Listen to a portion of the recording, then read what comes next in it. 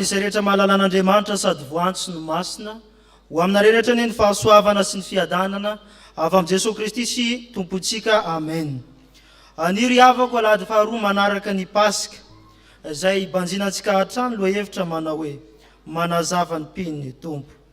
Ny sampana Dorcas no hitarika antsika ny amin'izao fanompom-pivavahana izao, mialohan'izany andeha ataontsika ny hira amin'ny tanany firaisana.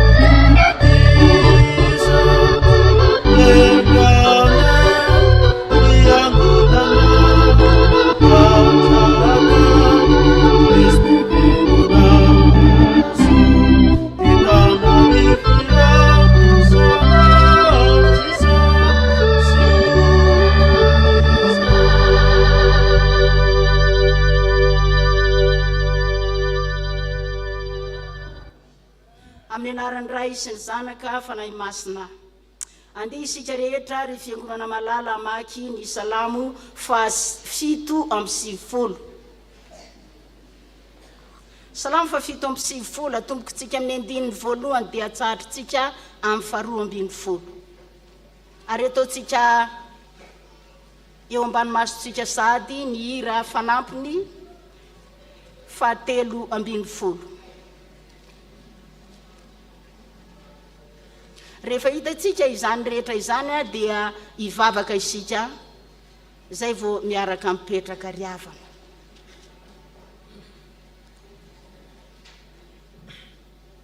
Salamo fa 7:70 atomboka amin'ny andininy voalohany atsahatra amin'ny 2:20 amin'ny anarany tompontsika manao hoe Jehova no mpanjaka aoka ho faly ny tany aoka iravoravo ny nosy rahovina azy famarinana sy fitsarana ny fanorenana ny seza fiandrianany misy afo mialoha azy ka mandevona ny fahavalony manodidina makazava izao tontolo izao mahita izany ny tany ka miororo ny tendrombohitra miempy ny savoka eo anatrehan'i Jehova fa eo anatrehan'ny tompony izany rehetra izany ny lanitra maneho ny fahamarinany ary ny firenena rehetra mahita ny voninahiny aoka homenatra izay rehetra manompo zavatra voasikotra sy marara tena ho amin'ny andro tsy izy miankofa eo an'ny Jehova ianareo Andriamanitra rehetra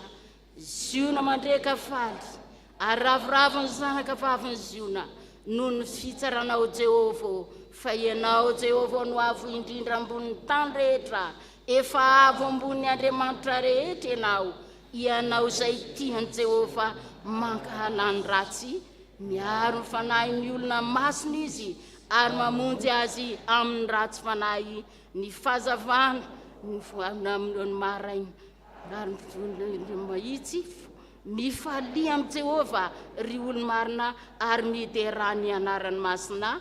Amen.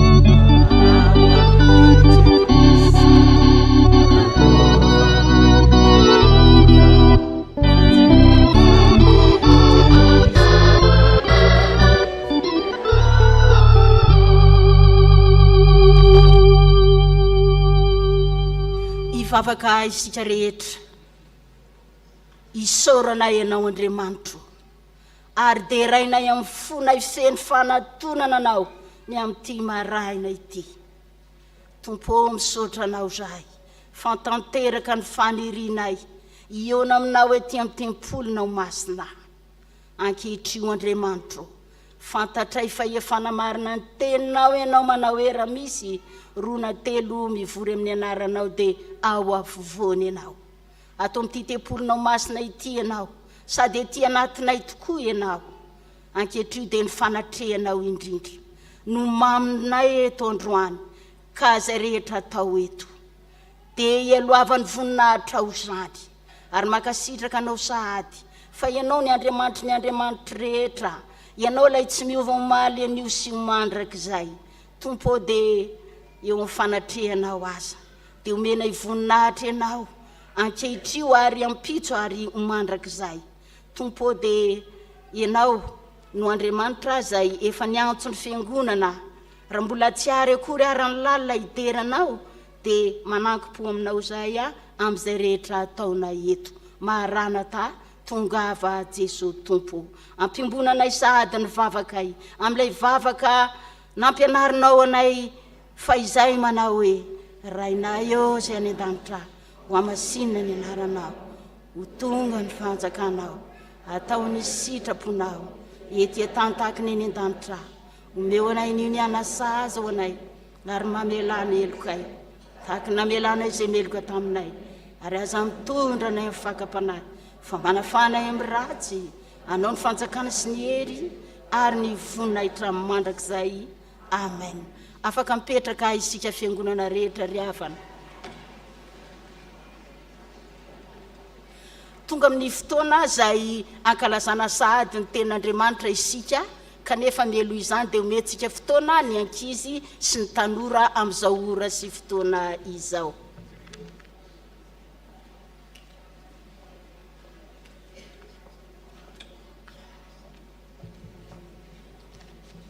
Mangataka ny ankizy rehetra sy ny tanora hitsangana.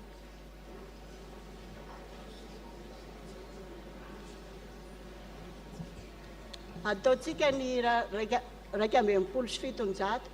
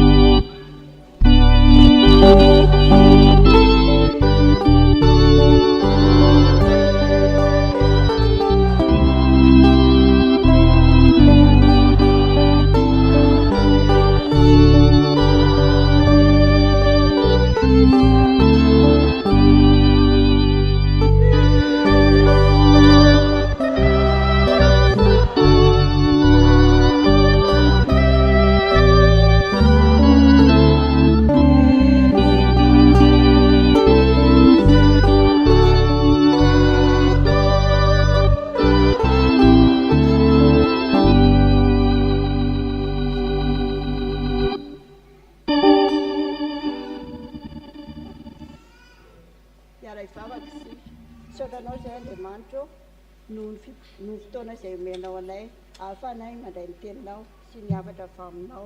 Faray masino mampianaranay mankatony teninao amin'ny anaran'i Jesosy. Amen. Ondeo hosokavatsika amin'ny Baiboly.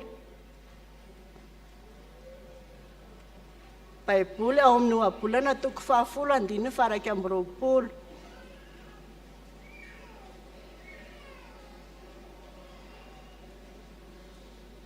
Ohabolana 7:20 tapany faharoa.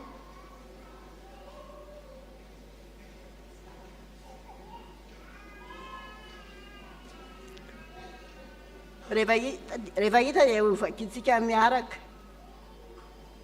Fa maty ny adala noho ny tsy fahalalana. Ndao averina indray mandeha. Fa maty ny adala noho ny tsy fahalalana. Afaka mipetraka nareo. Anehoantsika izany ny soratra masina izany dia misy tantara kely zanaka lalitra kely iray samy vao nianatra nanidina no voaka voalohany nandeha voaka nanidina. Rehefa niverina tao an-trano izy dia nanontaniany reny ny fihetseham-pony hoe nanahoana fihetseham-ponao tamin'ny ianao sidina voalohany. Dia niteny izy rankizy hoe faly be neny izy ny olona rehetra nanidinako fa nitefatefaka izy. Tena alahelo be ny reny latsaka mihitsy ny ranomasina satria nanino tsy bravo araka ny teny no nomeny olona anazy fa amono anazy. Dia taitra izy fa ahoana ary neny. Dia niteny ny reniny hoe misaotra an'Andriamanitra lehibe ry zanako fa tsy maty tany ianao fa tavaverina soamantsara teto an-trano. Dia dikan'izany tsy le bravo men'olona tsy fa bravo fakatoavana fa bravo amono anazy. Dia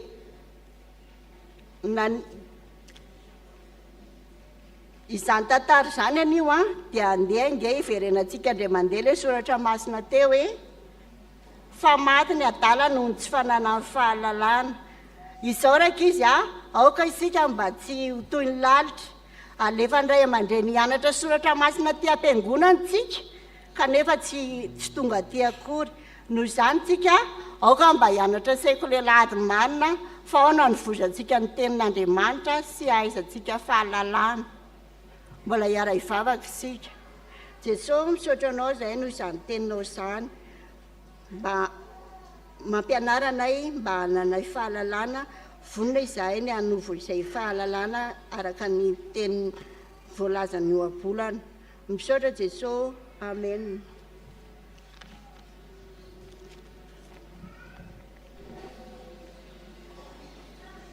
mihira viatrany ny sampana Dorcas Riavana.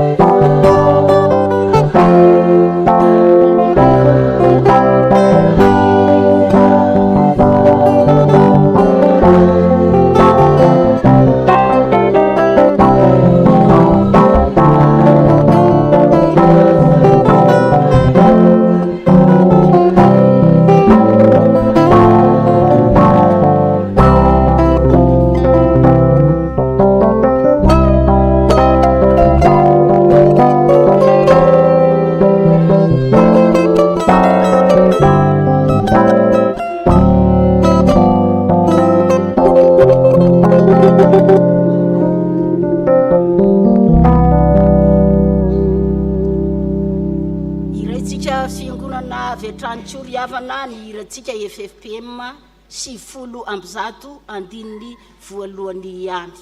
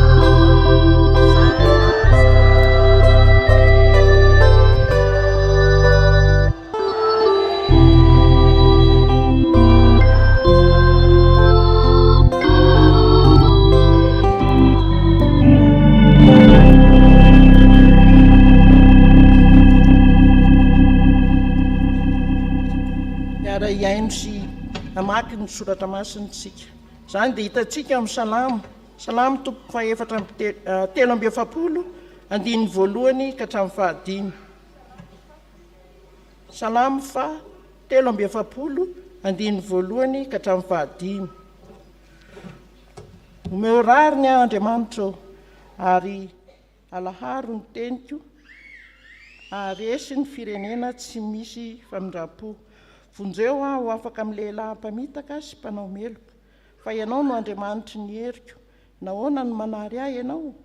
Nahoana no mandeha mijoretra aho noho ny fampahorian'ny fahavaloko? Ampandehany ny fahazavanao sy ny fahamarinanao. Aoka hitarika ahy ireo ary hitondra ahy ho any amin'ny tendrombohitra trahomasina dia ny any amin'ny tabernakelinao. Dia akany amin'ny alitara an'Andriamanitra aho, dia any amin'ny Andriamanitra ny fifaliako indrindra, ary hideranao amin'ny lokanga dia Andriamanitra dia Andriamanitra. Nahoana no mitanondrika ianao ry fanahiko, ary nahoana no mitoloko aty anatiko ianao? Manantena an'Andriamanitra fa mbola hidera azy ihany aho, izy ny famonjena ny tavako sady Andriamanitra.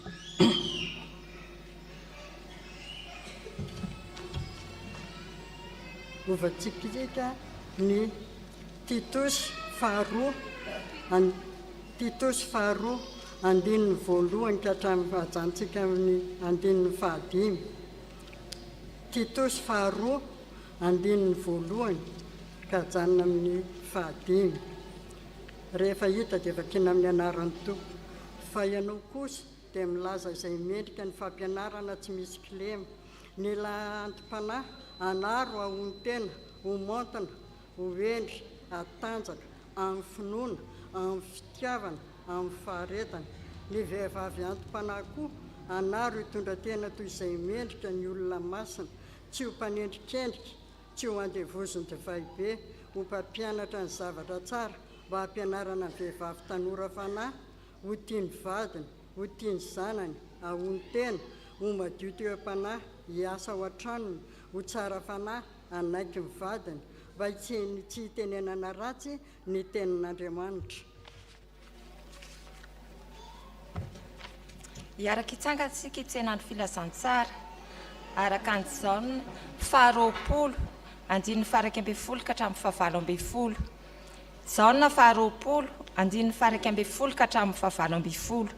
Amin'ny anaran'ny Tompo, famariny zanona tomany teo ivelan'ny fasana, ary raha nitomany izy dia niondrika ny sirika ny tao am-pasana ka nahita anjely roa ny tafy lamba fotsy nipetraka teo. Ny anankiray teo an-doha tamin'ilay nandriany fatin'i Jesosy, ary ny anankiray teo an-tongotra. Ary hoy ireo taminy, raha vehivavy, nahoana ianao no mitomany? Dia hoy izy taminy, satria nalain'ny olona ny tompoko ka tsy fantatro izay nametrahany azy. Rehefa nilaza izany izy dia nitodika ka nahita an'i Jesosy nitsangana teo, nefa tsy fantany ho Jesosy. Hoy Jesosy taminy, raha vehivavy, nahoana ianao no mitomany? Iza ny tadiavinao? Natao fampiandry sahy izy ka hoy izy taminy, tompoko, raha ianao no naka azy teto, lazao amiko izay nametrahanao azy ary izao dia akazy. Hoy Jesosy taminy, ry Maria dia nitodika izy ka teny taminy nanao teny Hebreo hoe Rabony, izany hoe mpampianatro. Hoy Jesosy taminy, aza manendry ahy fa mbola tsy niakatra tany amin'iray aho fa mandehana mankany amin'ny rahalahiko, ka lazao aminy hoe miakatra ho any amin'ny raiko sy ny rainareo aho ary ho any amin'ny Andriamanitro sy ny Andriamanitrareo. Dia tonga Maria Magdalena ka nilaza tamin'ny mpianatra hoe efa nahita ny Tompo aho, sady izany teny izany no lazainy taminy. Amen. Ray Masino, manamasinana ahy amin'ny fahamarinana, fa ny teninao ny fahamarinana. Amen.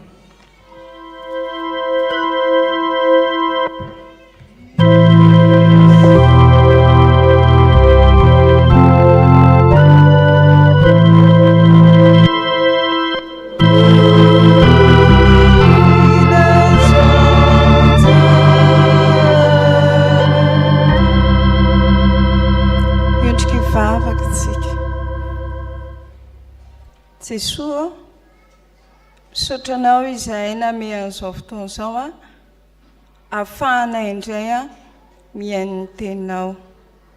Voavaky taminay teo ny soratra masina, kanefa ataonay ahoana moa Tompo fahay raha tsy misy mampianatra anay. Ankehitriny ary dia tonga ny fotoana hiainonay ny teninao.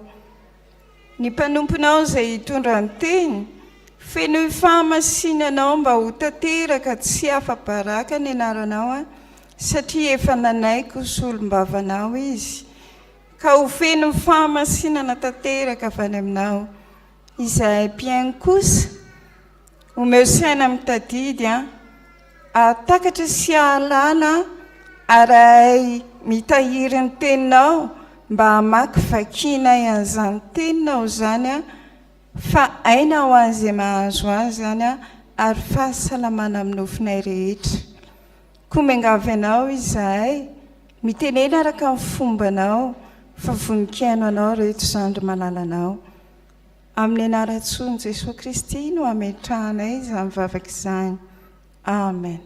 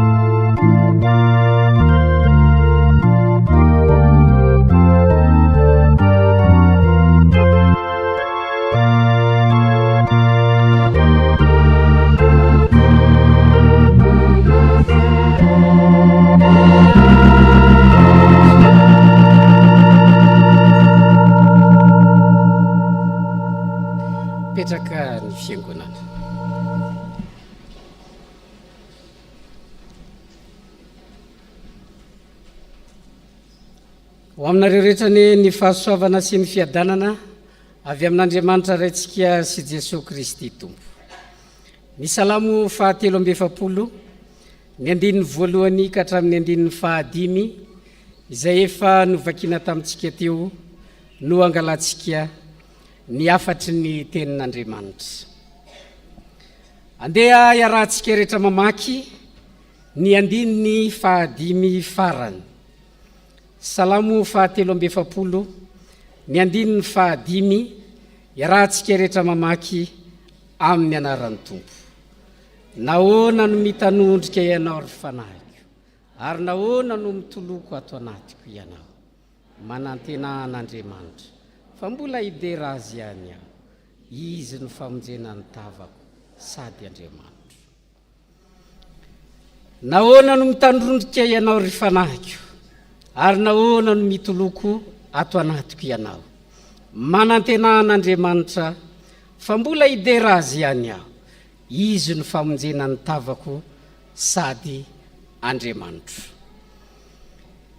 Tononkira izay nosoratana tany ampahababona, tononkira izay nataon'olo tokana. Ity lehilahy izay mitaraina eto ty dia lehilahy any ampigadrana. Rehefa nigadra izy, lasa babo tany Babilôna moa ny Jiosy. Rehefa lasa babo tany, tsy nalalaka tahaka ny olona rehetra izy, fa isan'ny olona izay nogadrain'ny mpambabo. Rehefa nogadrainy izy, tsy kivy izy, fa nieritreritra izy hoe ino ty manjoa namako izay miara-babo amiko malalaka, afaka miriaria, afaka mandehandeha, fa izaho nogadraina mihitsy. Tena nalahelo izy ary nitomany ka niantso an'Andriamanitra mba hisy fitsarana marina mahakasika azy, fa tsy ho fitsarana miangatra no ataon'ireto mpambabo sy mpampahory azy ireto. Na dia teo anatin'izany zavatsarotra izany ny mpanao salamo dia nanantena ny famonjena avy amin'Andriamanitra. Ary zay nahatonga azy ny teny hoe nahoana no mitanondrika ianao ry fanahiko, ary nahoana no mitoloko ato anatiko ianao. Manantena an'Andriamanitra, fa mbola idera azy ihany aho. Izy no famonjena ny tavako sady Andriamanitra.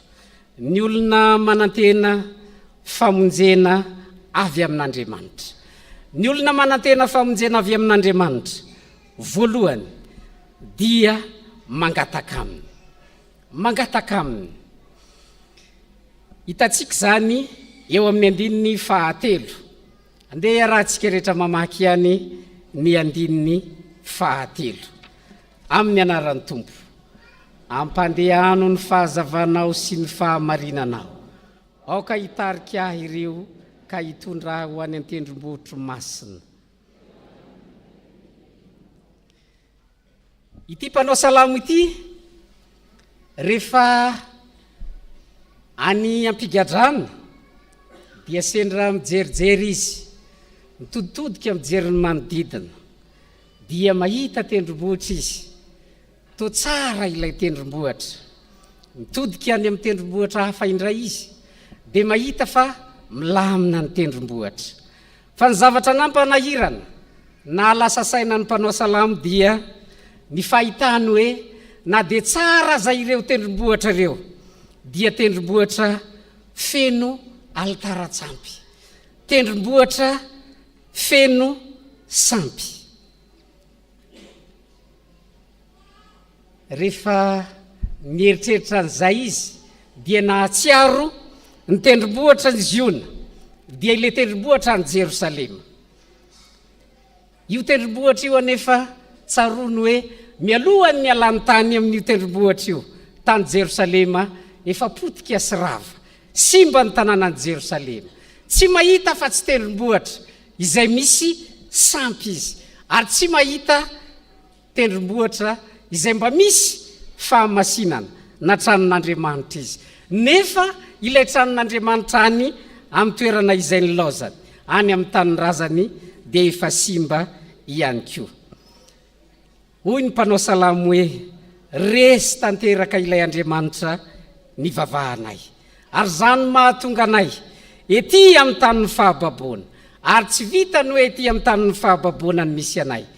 Ilay Andriamanitra ivavahanay ihany koa dia tsy hitanay ety. ny tamberina tao an-tsain'ny mpanao salamo ny fahatserovana tsara izay miainany mialohan'ny fahababona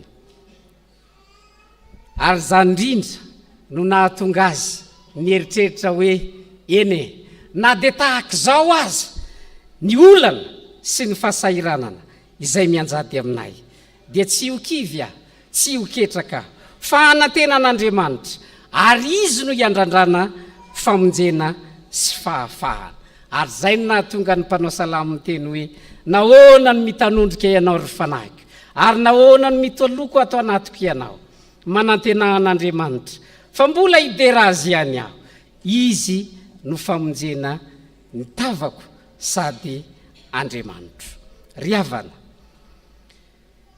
tsy nionina tsy nijanona teo amin'ilay fahasahiranana nahazo azy ny mpanao salamo fa ny nataony dia nanantena famonjena avy amin'Andriamanitra, ny andrandra famonjena avy amin'Andriamanitra. Fantany tsara fa noho ny tsy fetezana izay nataony no nahatonga izao fahavoazana sy fahababona mahazo azy zao, kanefa ny andrandra famonjena avy amin'Andriamanitra izy. Mahitsika fa tena nitoloko nitomany ny mpanao salamo fa na dia tao anatin'izany ranomaso, tao anatin'izany fahasahiranana, tao anatin'izany alahelo izay mahazo azy izy, sady alahelo noho ny hoe any am-pahababona, alahelo noho ny faharavan'ny tanàna, alahelo no izy ao anaty any an-tranomaisina. Izany fahoriana nanjony mpanao salamo zany no mbola mahatonga azy mieritreritra hoe na izany aza mbola anantenan'Andriamanitra ihany izahay. Indraindray tokoa mako rehefa ao anatin'ny fahasahiranana ny olona latsaka ao anatin'ny zavatsarotra, ao anatin'ny olana tahaka izany dia hadino fa mbola misy an'Andriamanitra ao, hadino fa mbola misy an'Andriamanitra afaka mamonjy ao. Ny mpanao salamo aza tena nalaim-panahy mihitsy hoe tena resy ilay Andriamanitra ivavahanay, very zahay, kanefa soa ihany ny verina ny sainy ka nahatsiaro izy hoe mbola misy Andriamanitra azo antenaina ao. Ary jereo tokoa rehefa mijery an'ny maritsika, mijery an'ny maritsika any amin'ny filazantsara dia mahita rehefa tsy hita ny fatin'ny tompo dia inona ny nataony? Nitomany izy. Andao ary jerentsika sao dia adino ary. Filazantsara araka ny Jaona toko 20. Filazantsara araka ny Jaona toko 20 ny 9:12 iarahantsika rehetra mamaky amin'ny anaran'ny tompo. Fa Maria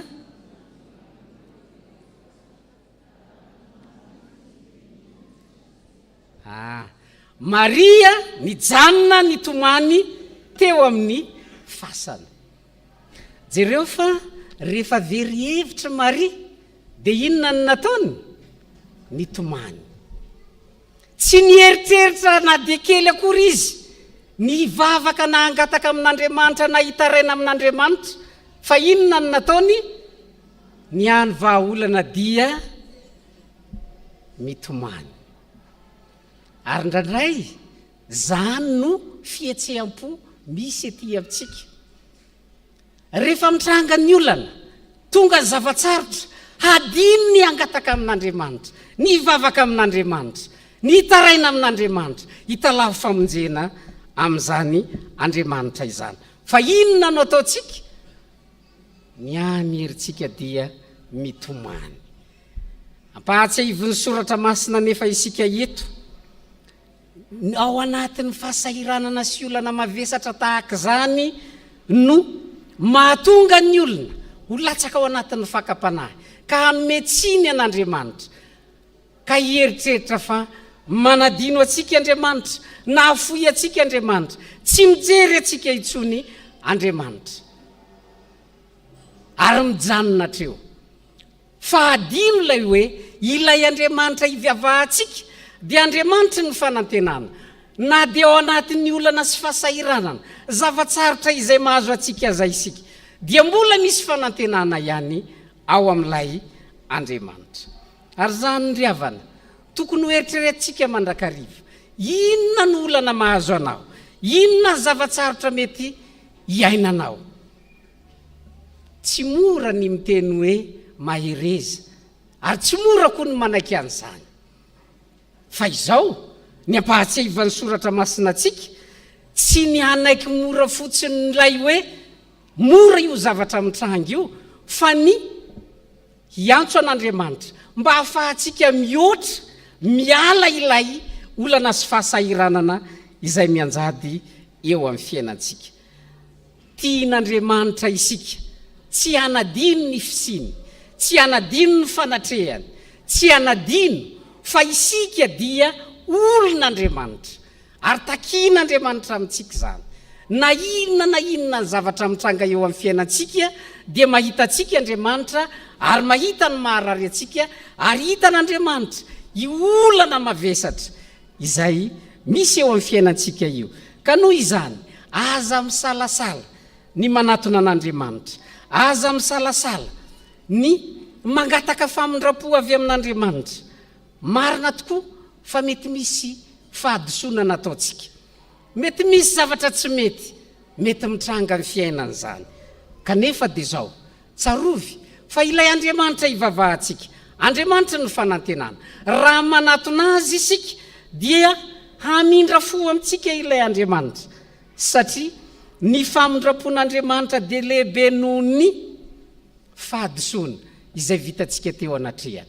Adiditsika ny mangataka amin'Andriamanitra, mangataka famelan-keloka, mangataka famindrapo avy aminy noho ny amin'ny fahadisoana izay niainantsika teo amin'ny fiainantsika, mialohan'ny misiny izao olana maro samihafa izao. Ny andro animo, andro alahady natokana ho an'ny sampana Dorcas. Ny sampana Dorcas fatatsika fa ny vehivavy no ao anatiny. Ny vehivavy rehefa tonga tokoa ny fahasahiranana dia inona no ataon'ny vehivavy? Tahaka ny Maria zao hitatsika ao amin'ny filazatsara. Inona no ataon'ny vehivavy? Mitomany izy. Tsy maninona akory ilay mitomany. Raha mbola te hitomany aza mbola afaka mitomany ihany. Fa izao, ny ampianarany soratra masina atsika, tsy mijanona treo amin'ilay mitomany ihany. Misy zavatra hafa mbola azo atao ao, mbola misy fanantenana ao, ary misy fanantenana lehibe mihitsy aza ao amin'Andriamanitra. Ary io Andriamanitra io no antenaintsika, satria ny Andriamanitra ivavahantsika dia Andriamanitra ny fanantenana. Ka na inona zavatsarotra misy sy mitranga eo amin'ny fiainantsika dia tsarovy mandrakariva. Mila miantso an'Andriamanitra isika, mila miantso an'Andriamanitra, mangataka famonjena aminy, mangataka ny fanavozana sy ny fanazavana avy amin'ny fanahan'Andriamanitra. Eto ary moa dia ambaran'ny soratra masina eo amin'ny 9:7 io dia hoe ampandehano ny fahazavanao sy ny fahamarinanao. Io fahamarinana io le fitsarana tenenintsika hoe mba ho marina le fitsarana, fampandehano ny fahazavanao. Fa maninona moa ny teneniny hoe fahazavanao sy ny fahamarinanao? Ireo fahazavana sy fahamarinan'ireo zavatra roa izay hery lehibe ahafahana manazava ny aizina, ahatonga ny ho aizina io ho tonga mazava indray. Zany hoe ny fahazavan'Andriamanitra sy ny fahamarinan'Andriamanitra rehefa tonga eo amin'ny olona dia tonga mazava, ary tonga eo amin'izany olona zany ny mazava, ka afaka ireo olana maro samihafa. Ary zay nahatonga ny mpanao salamo nangataka an'izany, ary tokony ho zany ihany koa ny fiainantsika, ny fangatahantsika ny fanazavana avy amin'Andriamanitra, hanazava ny fiainantsika dia ho tonga eo amintsika tokoa ny fahazavana. Ary rehefa tonga eo amin'ny fiainantsika ny fahazavana dia io no hery manosika hampisinda ny aizina eo amin'ny fiainantsika manontolo.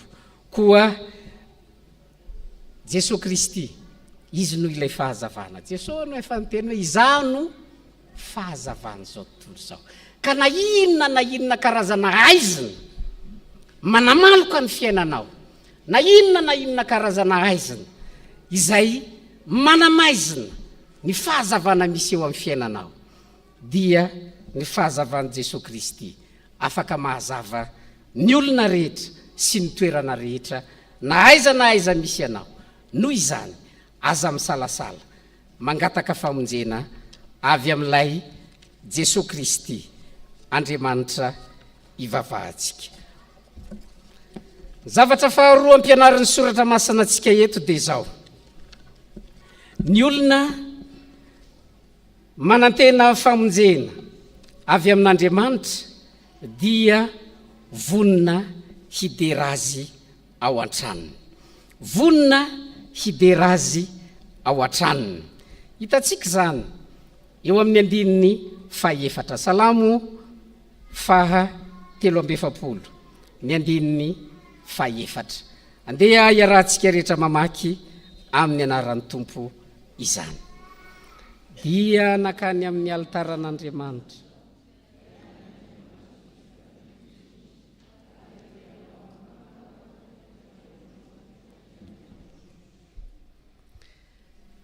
hotsika teo hoe any ampigadrana ny mpanao salamo no mihira ity tonikira ity.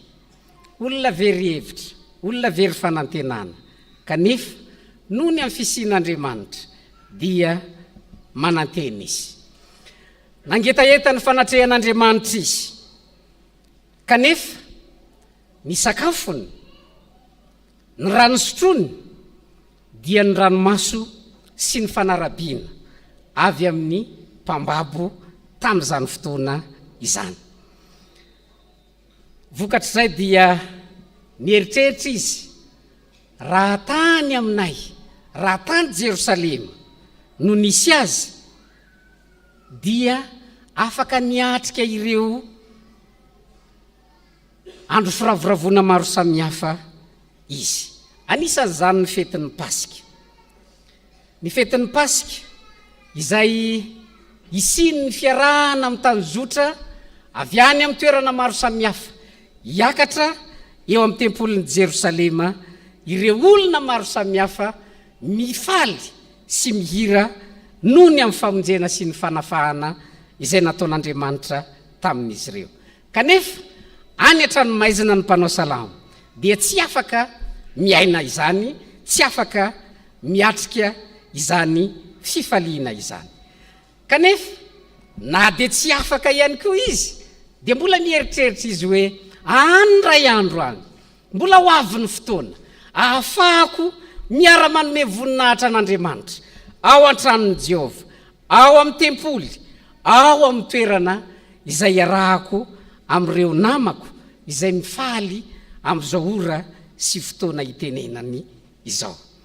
Tsy afaka niatrika izany izy noho ny fahoriana izay nahazo ny mpanao salamo. Kanefa na izany aza dia nanantena izy fa ho avy ny fotoana tsy maintsy iarahany mifaly amin'ireo namany ao an-tranon'Andriamanitra, ao an-tranon'i Jehova. Ary zay nahatonga ny mpanao salamo niteny hoe nahoana no mitanondrika ianao ry fanahiko, ary nahoana no mitoloko ato anatoko ianao. Manantena an'Andriamanitra fa mbola hidera azy ihany aho. Izy no famonjena ny tavako sady Andriamanitra. Ry havana, ny tsy fahombiazana, ny olana, ary ndraindray koa aza afony ny olona, afony fiarahamonina, afony fianakaviana, tsy mora ny iainana an'izany. Kanefa dia zao, ny finoana sy ny fanantenana an'Andriamanitra no hery manosika ny olona mbola hieritreritra hoe na dia irery azaho, na dia izaho aza ny sisa, mbola misy an'Andriamanitra afaka mamonjy aho, mbola ao lay Andriamanitra afaka mampahery ahy satria nanantena iona amin'Andriamanitra ny mpanao salamo, nanantena iona amin'Andriamanitra ao an-tranony, dia mbola nieritreritra izy hoe raha mivoaka veto aho dia hideran'Andriamanitra, hihira ao an'Andriamanitra, ary io Andriamanitra io lay Andriamanitra tsy mahafoy, io lay Andriamanitra tsy manary ahy. Zany no fomba fisainana ampianarin'ny soratra masina atsika rehefa mandalo fotoan-tsarotra sy zava-manahirana, rehefa miatrika olana isika, indraindray alaim-panahy hanadino an'Andriamanitra, alaim-panahy hanadino ny fiarahana manompo an'Andriamanitra ao an-tranony. Ny soratra masina nefeto mampahatsiahy atsika tsy fomba fisainana tahaka zany no andrasan'ny soratra masina amintsika ary ny tokony iainantsika eo amin'ny fiainantsika andavanandro.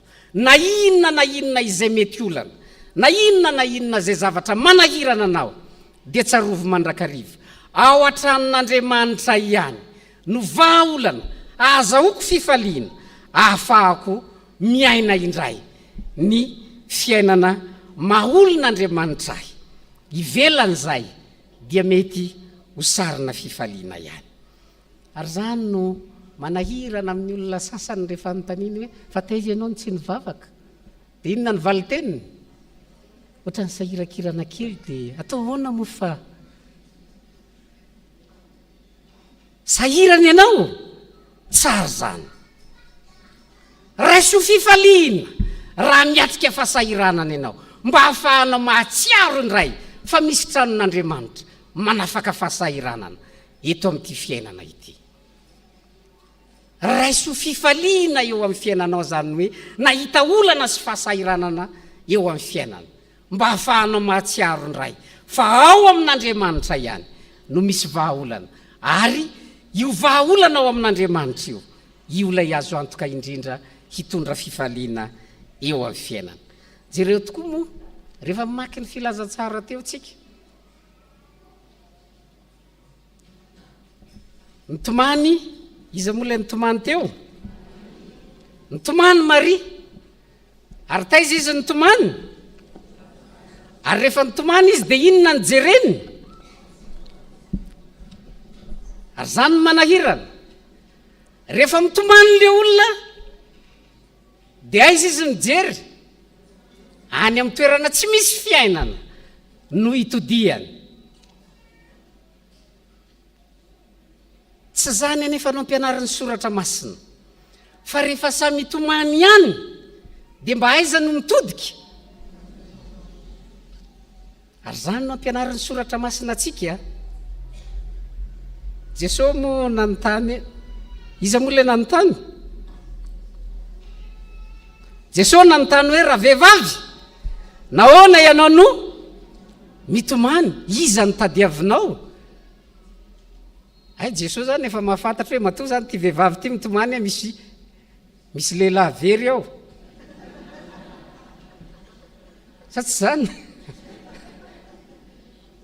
Ay Jesosy io very io nahoana ianao no mitomany, iza no tadiavinao? Eo amin'ny fotoanan'ilay vehivavy very hevitra mihitsy no anontaniany Jesosy hoe inona no mampitomany anao, inona ny vahaolana tadiavinao. Ny ampianarin'ny soratra masina atsika zany dia zao hoe eo amin'ny fotoana izay hiatrehanao olana sy fahasahiranana, hiatrehanao zavatsarotra, dia Jesosy Kristy no hitodiana.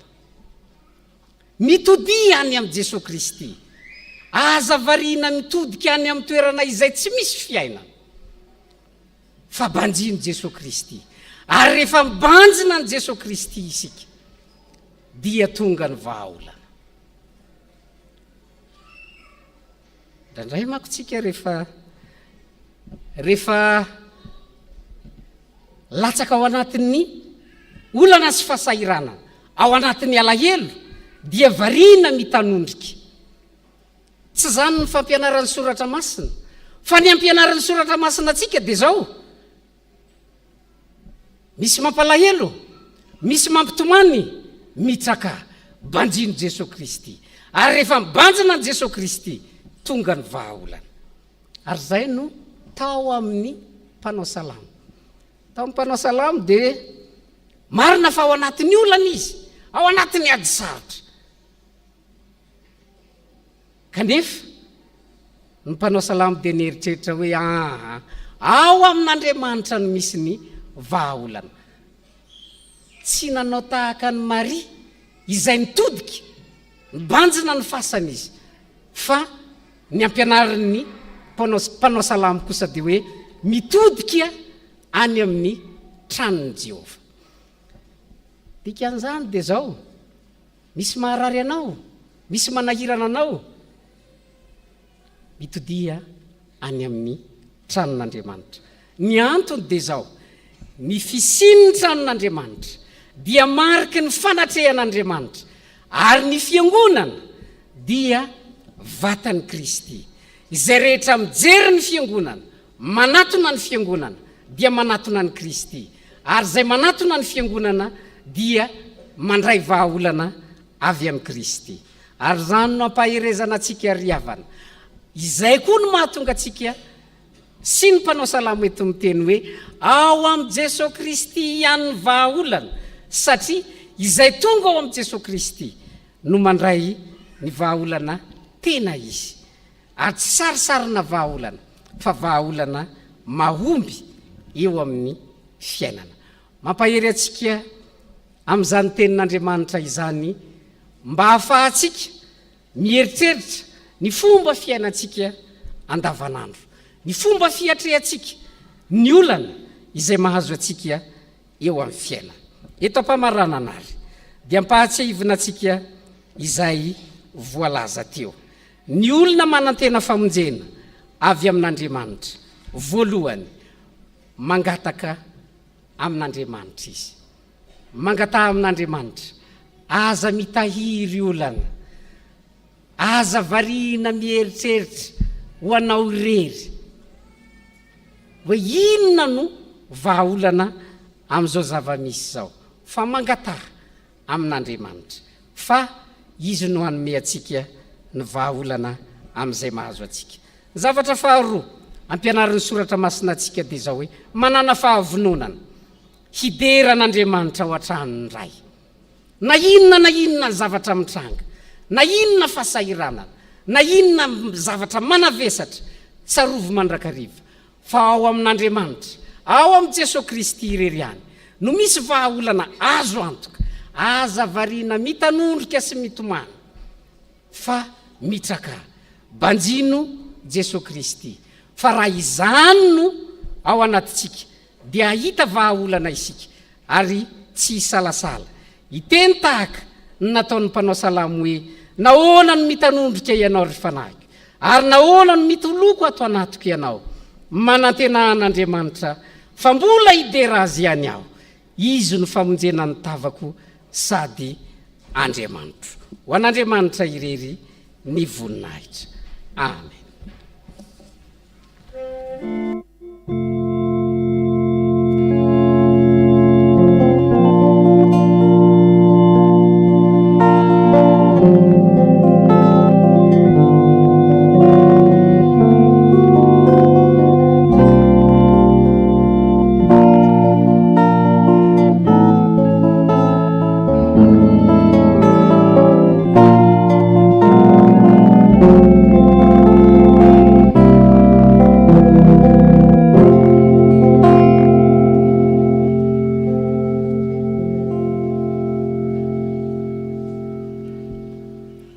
Ivavaka isika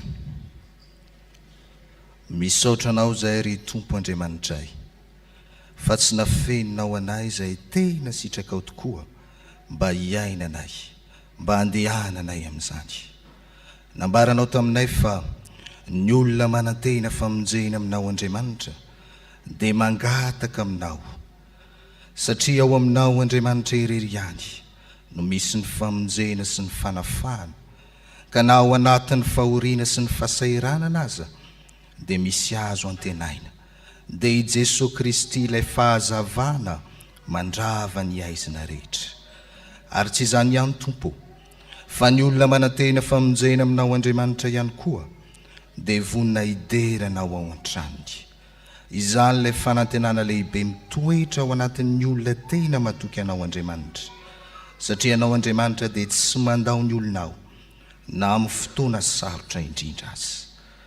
Malona izany sitraponao zany Andriamanitra, dia mahatsiaro tsy tanteraka izahay. Efa nanota taminao zahay, sady meloka nanao ratsy sy niodina tsy nanaraka ny sitraponao. Tompo, mifony izahay. Fa mazana tokoa izahay rehefa misedra olana ka mila famonjena dia tsy mitodika aminao Andriamanitra, tsy sa mangataka aminao, fa mitodika amin'ny zavatra hafa, mitoky amin'ny herin'ny tenanay, mitoky amin'ny herin'ny olona, ka tsy mideranao Andriamanitra. Mangataka aminao izahay Ray Masino, tantany io izahay hiara-mandeha aminao, hitoetra ao amin'ny fahazavanao, ka ny rahan'i Jesosy Kristy zanakao ane no anadio anay ho afaka amin'ny ota rehetra. Andriamanitra, enoy ny favaka impanomponao sy ny fifonanay, ary ampirampirato aminay ny tavanao, amin'ny anaran'i Jesosy Kristy mpamonjy anay. Amen.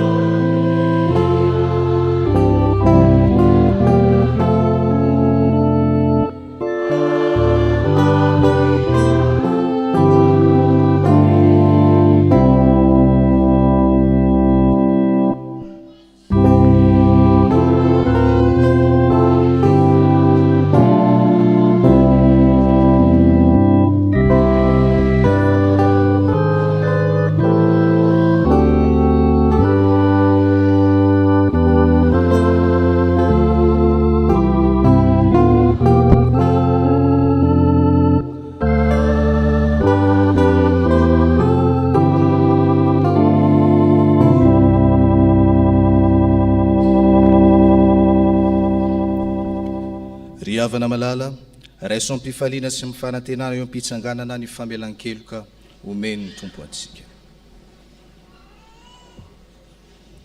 Fa hoy ny tompo, izay mandray ny teniko ka mino izay naniraka no manana ny fiainana mandrakizay ka tsy ho elohina. Fa toy izao ny tiavan'Andriamanitra n'izao tontolo izao, nomena ny zanan'ilay tokana mba tsy ho very izay rehetra mino azy, fa hanana fiainana mandrakizay. Ary amin'izany dia tsy misy fanamelohana ho an'izay ao amin'ny Kristy. Koa ambara amin'ny anaran'i Jesosy Kristy, fa voavela ny elokareo. Aleluia. Amen.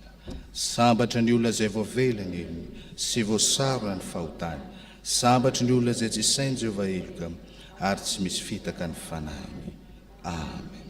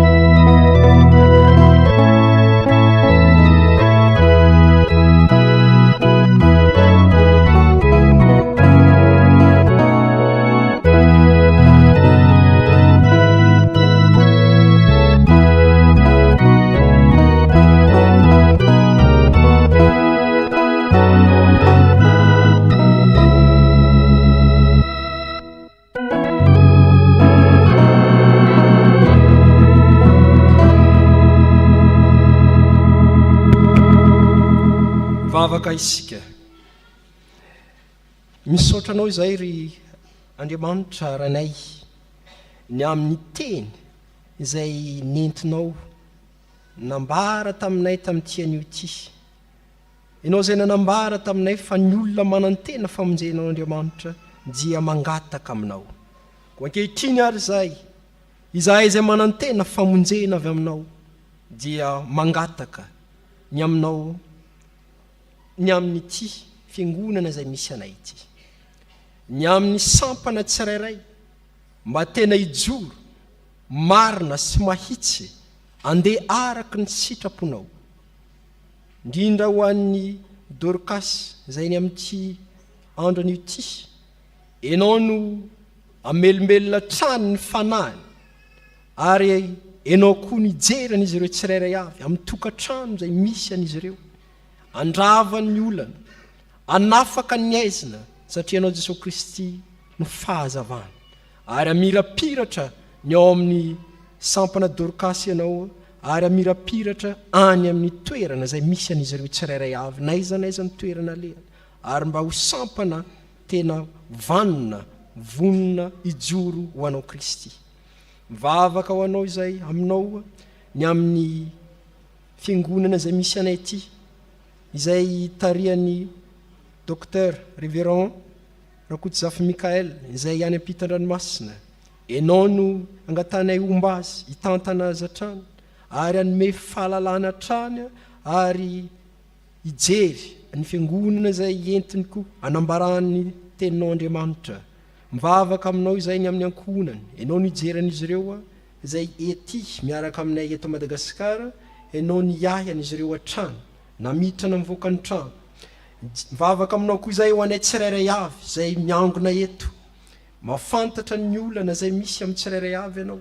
Eny misy ara tsy voatery manana olana fa saingy deranao ary ny voninahitra anao tonga tia ampiangonana, matsiaro ny famasinanao, matsiaro ny fiderananao Andriamanitra, mba ataovy mahita ny fahazavanao hatrany izay rehetra manana ny olana, mandalo anatin'ny fahamazinana azavao ny lalan'ny tsirairay avy.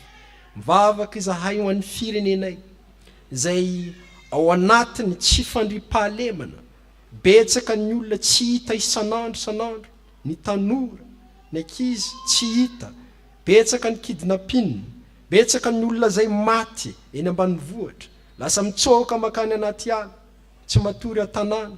Ianao Andriamanitra nijeran'izy ireny, ianao no anafaka an'izy ireny, ary ianao dia efa nilaza fa ntsoa dia ho valiko ianao koa valio ny atakay, enoy ny fivavakay. Ary mba afanay tsirairay avy mideranao Andriamanitra, satria ny olona manantena famonjenao Andriamanitra dia vonona hideranao ao an-tranonao. Ka mba afanay faly sy deranao dia mangataka aminao izay enoy ny fivavakay. Amin'ny arinao Jesosy Kristy Tompo. Amen. Riavana malala dia nambara ny fanekam-pinoantsika izay raisantsika amin'ny finoana fiangonana maneran'izao tontolo izao tsika dia ny fanekam-pinoana Nikiana ny laharana faharoa. Isika mino an'Andriamanitra iray tsy toa, mpanao ny lanitra sy ny tany, ary ny zavatra rehetra na ny hita na ny tsy hita, ary an'i Jesosy Kristy Tompo iray, zanaka lahy tokan'Andriamanitra, nateraky ny ray ny taloha ny mazava avy amin'ny mazava, Andriamanitra tokoa avy amin'Andriamanitra, nateraka fa tsy natao, miray amin'ny zavatra rehetra, izy no naharinao izao tontolo izao, noho ny amintsika olombelona sady ho famonjenantsika dia nidina avy tany an-danitra izy, ary nataon'ny fanahy masina nofa avy tamin'ny Maria Virginy dia tonga olona izy. Nombona tamin'ny azo fijaliana fanavotana antsika tamin'ny nanapahany Pontius Pilato izy, maty izy ka nalevina, nitsangana tamin'ny maty tamin'ny andro fahatelo araka izay voasoratra izy, niakatra ho any an-danitra izy ary mipetraka eo an-tany ankavanany iray, avy any hiaviany indray amin'ny voninahitra hitsara mivelona sy ny maty ary mandrakizay ny fanjakany. Isika mino ny fanahy masina tompo sady mpanome aina izay avy amin'ny ray sy ny zanaka ka hitsaona sy ankalazaina miaraka amin'ny ray sy ny zanaka. Izy dia niteny tamin'ny vava amin'ny mpaminany. Isika mino fiangonana iray masina miorina amin'ny fanambarana apôstôly ary manerana izao tontolo izao. isika manaiky ny batisa iray famelan-keloka sady manantena ny fitsanganana maty ary ny fiainana mandrakizay. Amen. Aoka hipetraka ny fiangonana.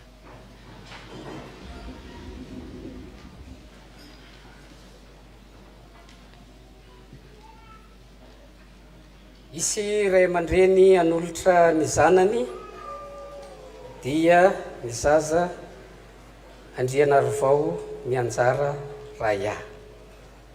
Mihira fa 7,700 ny andininy voalohany sy ny andininy faharoa no ataotsika. 7,700 ny andininy voalohany sy ny andininy faharoa.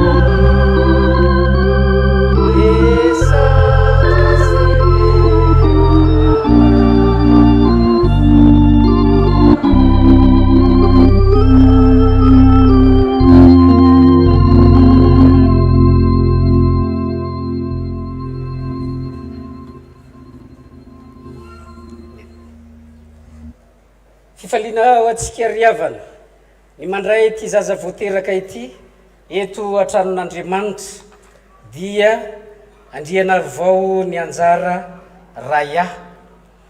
Izany dia noho ny fanindray aman-dreny te hisaotra an'Andriamanitra izay tompony fahavelomana sy te handray fampahirezana eto anatrehantsika fiangonana mba hatomombana ny fitezana rehetra atao amin'ny zaza.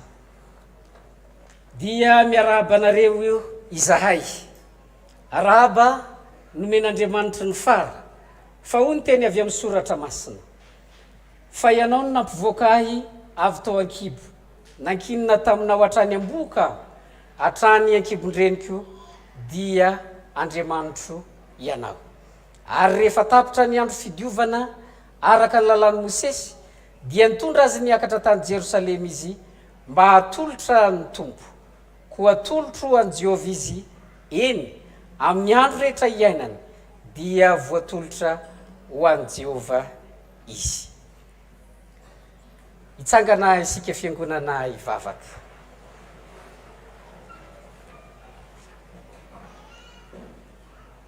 Andriamanitra rainay io, misaotra anao zahay noho ny fanoloran'ny ray aman-dreny ity zaza ity eto anatrehanao, ary makasitraka indrindra anao noho ny famindraponao tsy miova amin'ny taranaka mifandimby araka ny fanekenao.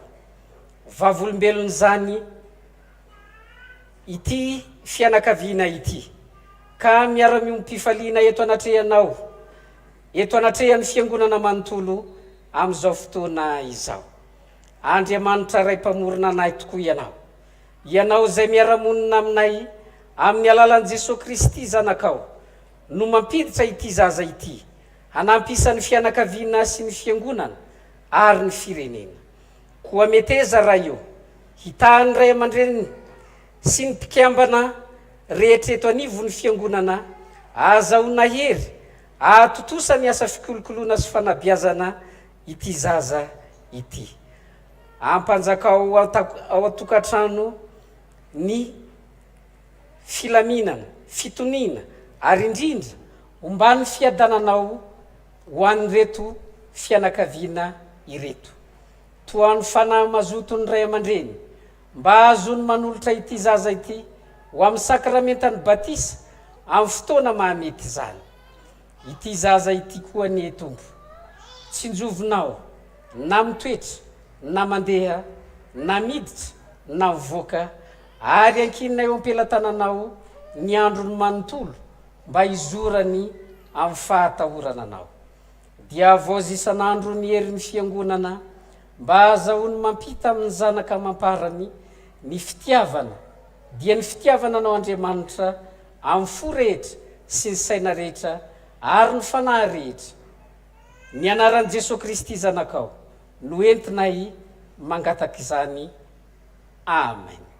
Petraka ny fiangonana.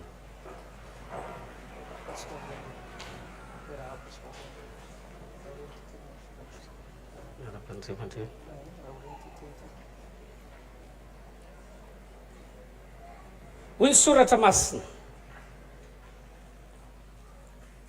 ento ity zaza ity ka tariho mba hitombo saina sy tena sady androso fitia eo anatrehan'Andriamanitra sy ny olona, ary eo ka hiomana ianareo amin'ny sakramentany batisa. Amen. Mandray tanana anareo izahay misolo tena ny fiangonana.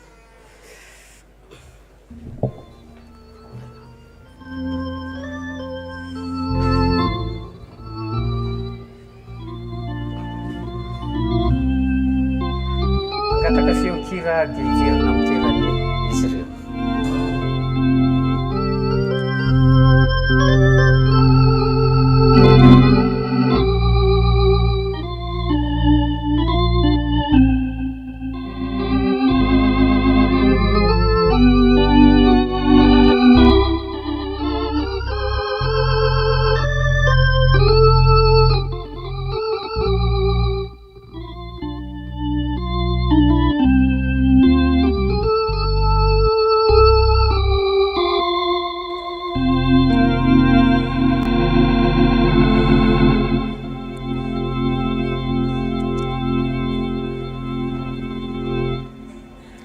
Mira fahavalo ambefapolo sy roanjato ny andiny voalohany sy ny andiny faharoa no ataontsika dia androso ety anoloana ireo ray aman-dreny izay hanolotra ny zanany handray ny sakramentan'ny batisa.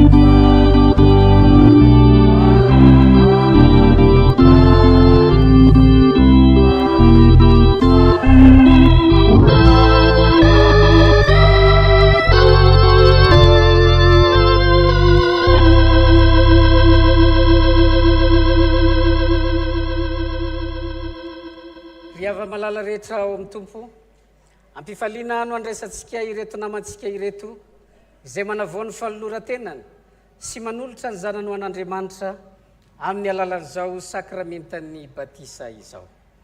Ino iary ny teny soratra masina anorenan'ny fiangonana ny fanatanterahana ity sakramenta ity. Hoy Jesosy Kristy tompo, efa nomenahy ny fahefana rehetra any an-danitra sy ety an-tany. Koa mandehana ianareo dia ataovy mpianatra ny firenena rehetra, manao batisa azy io amin'ny anaran'ny Ray sy ny Zanaka ary ny fanahy masina, sady mampianatra azy hitandrina izay rehetra nandidiko anareo. Ary indro izaho momba anareo mandrakariva ambara-pahatonga ny fahataperan'izao tontolo izao. Ary ahoroko ny fanekeko ho amiko soa aminao, mba amin'ny taranaka mandimby anao hatramin'ny taranaka faramandimby. Ho fanekena mandrakizay mba ho Andriamanitra ao sy ny taranaka ao mandimby anao aho. Fa ianareo rehetra dia zanak'Andriamanitra amin'ny finoanan'i Kristy Jesosy. Fa na iza ianareo no atao batisa ho an'i Kristy dia mitafy an'i Kristy. Tsy misy intsony na jiosy na grika na andevo na tsy andevo na lahy na vavy fa iray ihany ianareo rehetra ao amin'ny Kristy Jesosy. Noho izany ray aman-dreny sy ny mpiantoka dia misy fanekena ataonareo eto anatrehan'Andriamanitra sy ny fiangonana ary mangataka anareo zahay hamaly ny fanontaniana izay apetraka aminareo araka izay sitraky ny fonareo. Moa manolotra ireto zaza ireto ho an'Andriamanitra raintsika va ianareo. Ekenareo va ny joro na amin'ny teny na amin'ny asa ho mpanompon'Andriamanitra mahatoky mba hahatonga anareo fianaran'ireto zaza ireto amin'ny androm-piainanareo rehetra. Ekenareo va ny anatanterahany fiangonana amin'ireto zaza ireto ny fitezana araka ny filazantsara tokony atao aminy mba hitombony amin'ny fahalalana izao fahasoavan-dehibe raisiny avy amin'Andriamanitra izao sy anekeny an' Jesosy ho tompo mba azahoany hery handavan'ny asan'ny Satana rehetra. Vonina ny vavaka ho azy sy ampianatra azy vavaka ka ampiditra azy ho mpianatra sekoly alahady va ianareo.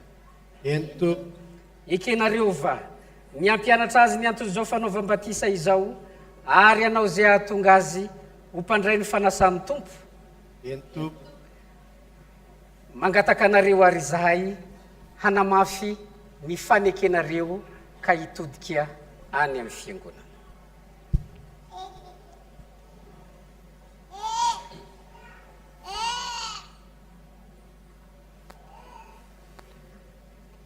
Manolotra ny zanak'Andriamanitra raiky zahay ekeny ny joro na amin'ny teny na amin'ny asa ho antompon'Andriamanitra mahatoky mba hahatonga anay fianaran'ny zanakay amin'ny androm-piainana rehetra. Ekeny raha ny fiangonana amin'ny zanakay ny fitezana rehetra tsara tokony atao aminy mba hitombona fahalalana fahasoava-dehibe raisiny izao sy anekeny an' Jesosy mba ahasahoany hery handavan'ny Satana rehetra. Vonina ny vavaka ho azy sy ampianatra azy vavaka ka ampiditra azy mpianatra sekoly alahady zahay. Ekena ny ampianatra azy ny antony zava-batisa izao ary ezahanay ny taona azy ho mpandray fanasan'ny tompo. Ny amin'Andriamanitra no ikinanay ahatanteranay izany. Amen. Efa ren'Andriamanitra ny fanekenareo matoky azy hanampy anareo amin'izao andraikitra masina izao izy fa ny heriny dia tanterahana amin'ny fahalemeny. Isika fiangonana koriavana dia tompona andraikitra eo anatrehan'Andriamanitra amin'ny zaza rehetra izay efa noraisitsika. Aokary isika hiara-hitsangana hivavaka.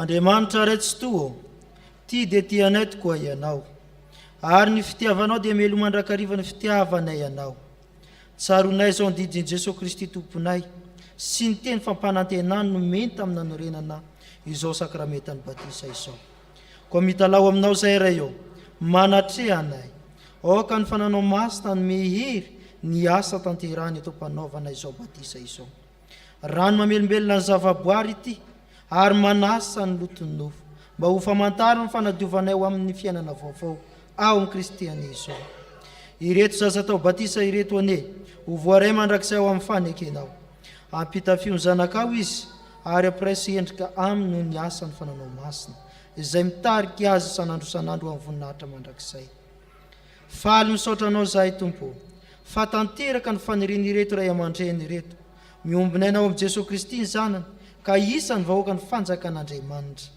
ny angatana fiangonana ny hitehirizanao ireto zaza ireto eo ambany ny fahasoavanao ka mba mpaharitry azy hatramin'ny farany ny amin'ny fivavahana aminao ampio ny ray aman-dreny sy ny mpiandro mba azahoany manatanteraka ny fanekeny nataony teo anatrehanao omba ny fahasoavanao ane ny ezaka rehetra ataon'ny fianakaviany sy ny ray aman-dreny ary ny fiangonana ny amin'ny fitezana ireto zaza ireto ka tany amin'ny anaran'i Jesosy Kristy tomponay izany vavaka izany amen.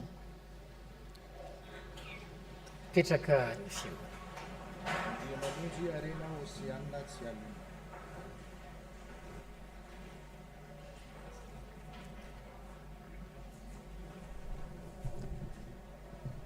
Andriamamonjy arena Osiana tsy alonina izaho manao batisanao ho amin'ny anaran'ny Ray sy ny Zanaka ary ny fanahy masina ho aminao any ny tompontsika amen. Andriamamonjy antsa Ofely tsy alonina.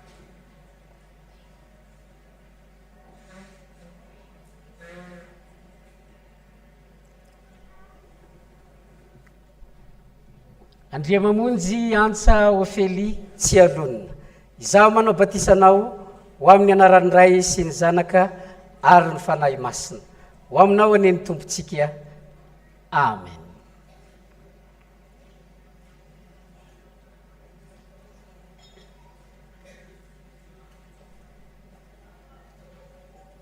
Hoy ny tompo anaka aza matahotra fa efa nanavotra anao aho efa niantso ny anaranao aho ahy ianao koa mandehana amin'ny fifalian'ny tompontsika tezao reto zaza ireto ho an'Andriamanitra raitsika amen.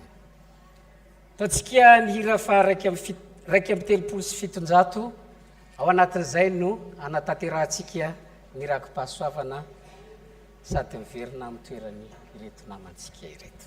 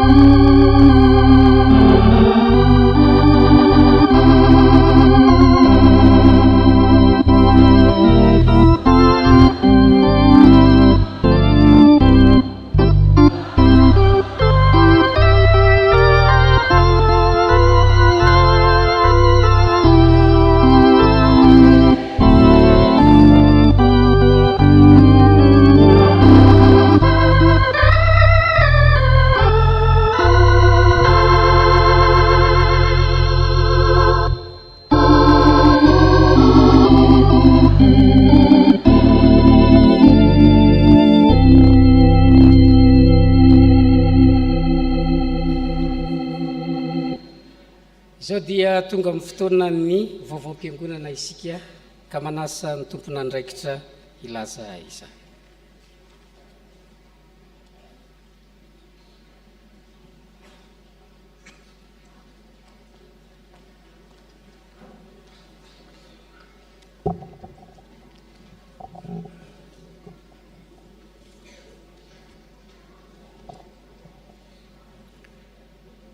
ho amin'ny fanahinao ane ny tompo ary ho aminareo ane ny fahasoavana ary tokony ianao izany indrindra isika satria fantatsika ny andro fa ankehitriny izao dia ora tokony hifoazanareo amin'ny fahatoriana fa ankehitriny ny famonjenantsika dia akaiky noho ny tamin'ny andro vao ninoantsika efa lasa ny alina ka efa mbe akaiky kokoa ny andro ko aoka ary antsika ny asany maizina ka hitafiantsika ny fiadiny mazava aoka isika hitondra tena tsara toy ny andro tsy amin'ny filalaovan-dratsy na amin'ny fahamamona tsy amin'ny fijangajangana na amin'ny fijejojejoana tsy amin'ny fifandirana na amin'ny fialonana fa hitafia Jesosy Kristy tompo ary aza miay ny amin'ny nofo ahantanteraka ny filany. Romanina 7:1 andininy 1:1 ka hatramin'ny 4:1 toy izao indray vaovao tamin'izao maraina izao. Fiangonan'i Jesosy Kristy eto Madagasikara, sampana tanora kristianina, fampahafantarana sy fanasana, ry havana, ampitombona ho aminareo ny fahasoavana sy ny fiadanan'i Jesosy Kristy tompontsika. Ny filoha sy ny braony estike foibe dia mampafantatra sy manasantsika fiangonana amin'ny seho iarahana amin'ireo antoko-pihira estike sy artista na saina manokana izay tanterahana ny alahady 20 ny volana aprily manomboka amin'ny 3 ora tolakandro ao amin'ny Palais des Sports et de la Culture Mahamasina.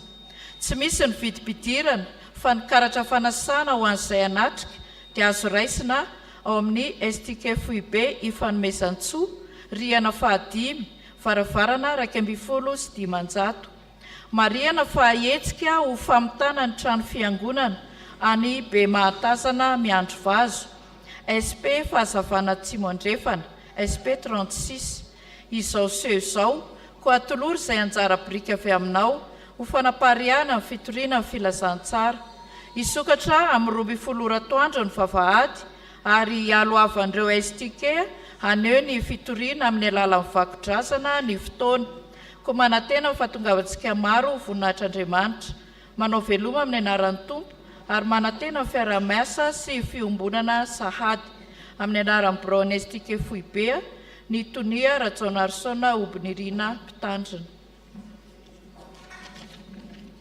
Vaovao avy amin'ny sampana avy amin'ny komite fankalazana 5 taona ny VFL. Finaritra tompoko misy ilay valopy izay efa nozaraina tamintsika ireny dia misy urina ery amin'ny varavarana fidirana aoriana ery ahafahantsika mamerina izany isaky ny alahady. Matoky hatrany ny fanohanana avy aminareo mpiray-tam-po ao amin'ny tompo ombanareo ane Andriamanitra. Sampana sekoly alahady miverina ny rantsana tanketsany ho ariva amin'ny ora sasany. Christian Community Service anio ariva manomboka amin'ny 2 ora tsy diso ny fotoanantsika ao amin'ny efitrano Soamempita hitafatafa hifampizara hifampahery na koa hijoro vavolombelona isika mahakasika ny loha hevitra amin'ity volana ity manazava ny mpino ny tompo amin'ny teny anglisy no hanaovana izany samy mitondra gote kely arak'izay azonao atao fa hifampizara izany sika aorianan'ny fotoana. Sampana Dorcas manona fiadanan'ny tompo ho amintsika rehetra. Alahadin'ny sampana Dorcas anio koa manao varotra fampiratiana izahay eo amin'ny stand dia ahitana sakafo mamy sy masira, taozavatra, voninkazo, confiture, pâte à fruits, fruits à sec, sirop de gingembre, harona, tsia koa manentana antsika rehetra andray anjara amin'izany ho fanohanana ny sampana. Manentana ihany koa ny ambatisa faobea izay ataony alakamisy 7 ny volana May ho avy izao izay liana amin'izany dia manantona ny Tati Florina sy ao amin'ny braony Mpitandrina fa Kristiny fihavanantsika. sampanasa AFF ry havana ampitombona ao aminareo ny fahasoavana sy ny fiadanana avy amin'Andriamanitra raintsika sy Jesosy Kristy tompo.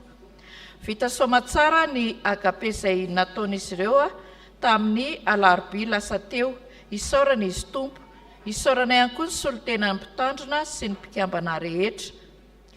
Ny alahady faraika amby 20 ny volana aprily izao no fanolorana sy fitondrana am-bavaka ireo birao vaovao voafidy amin'ny taom-piasana 420 hatramin'ny 920.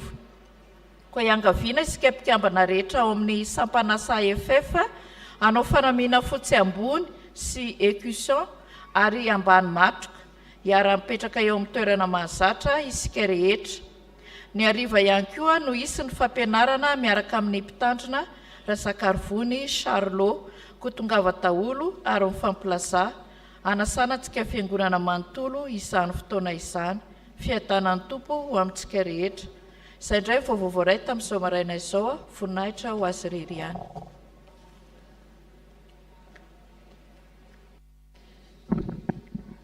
Araka ny fantatsika ladin'ny Dorcasy anio misy an'ireo vokatra maro samihafa ireo izay atolotra izy ireo atsika manentana atsika andray anjara amin'izany. Tsy hanao izay ampitomany Dorcasy tsika. Dia rehefa miraha avy eo zany tsika dia mba samy mitsidika sy mandray anjara amin'ireo mba ahafahantsika manampy ny sampana Dorcasy. Anatanteraka ny rakitra isika dia mangataka ny chorale hanao hira ao anatin'izany.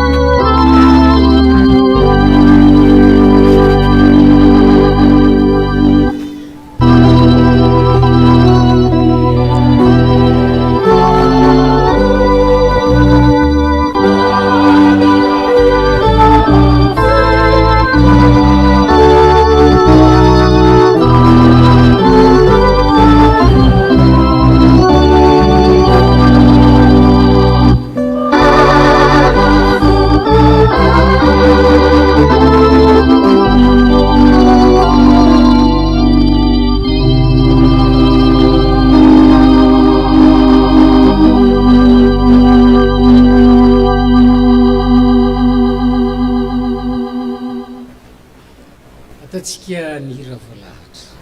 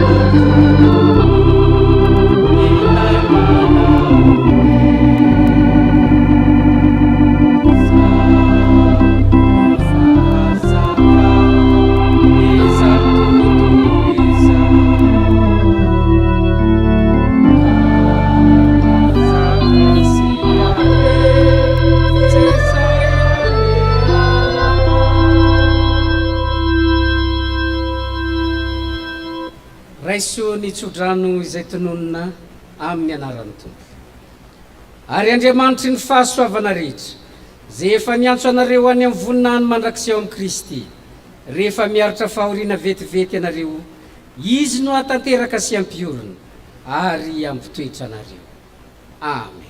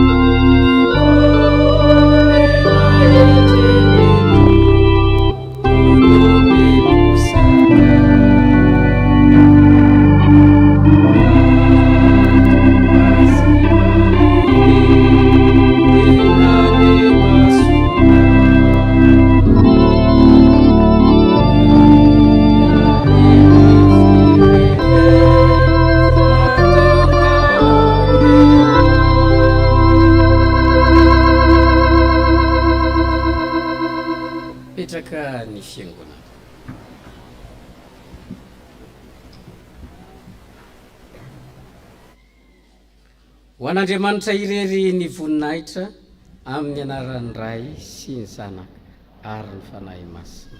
Amen.